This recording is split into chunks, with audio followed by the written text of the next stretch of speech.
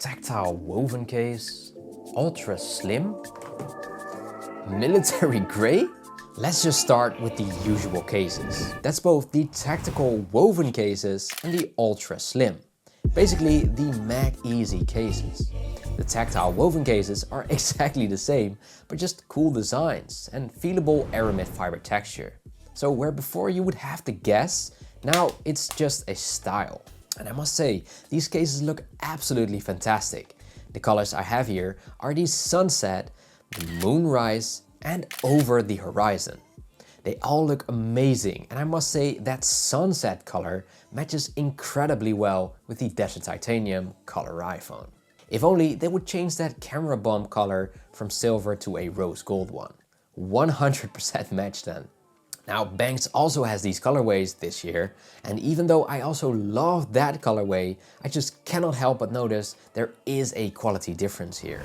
You can see very clearly that the weaving is done poorly in comparison to Pitaka. And honestly, I have never seen such weaving errors on a Pitaka case. That's not to say that Banks cases are all like that, not at all, but it's something you can notice here. Full cutouts for all buttons, and the edges are also smooth, so no sharp bits or pieces at all. A very subtle front edge, almost non-existent, and at the top and bottom they even made these lowered pieces, and even though it looks good, the protection is now fully dependent on the corners and the sides, since that's the only place where it's higher than the actual phone itself now, contrary to their website where it says fully covered. Now the camera bump, even though the wrong color for my color iPhone, is still awesome looking and feels very premium. Couldn't find the details on their website, but feels as if it's aluminium.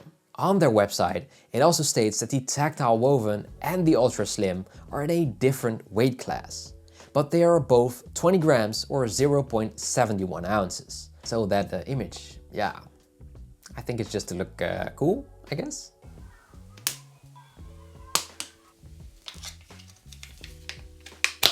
Now, the one that is actually heavier is the military grade protective case at 35 grams or 1.23 ounces.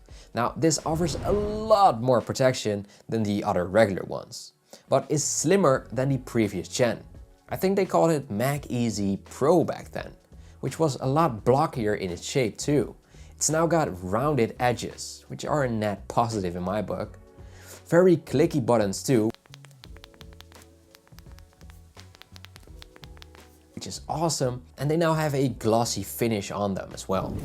As far as the camera control button goes, they went for a top cutout, but a big one at that. So there is a lot of room to actually use the button, but it still makes it a little harder to press it in comparison to the naked iPhone. It does feature a soft connection piece there, which also results in a weaker side.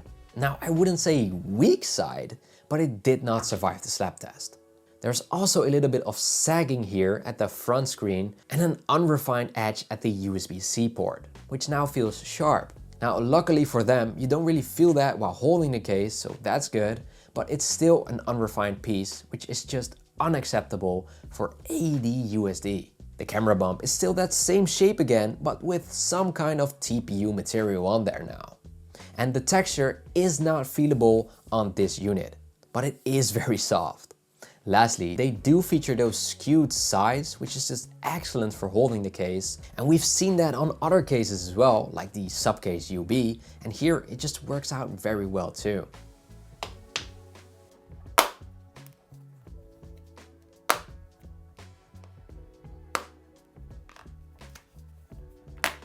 Awesome cases, but if they're worth the price tag they ask for them, that's up to you. If you're interested, I'll leave links in the description, and if you aren't done watching just yet, make sure you also watch this one, or maybe this one, and I'll see you there.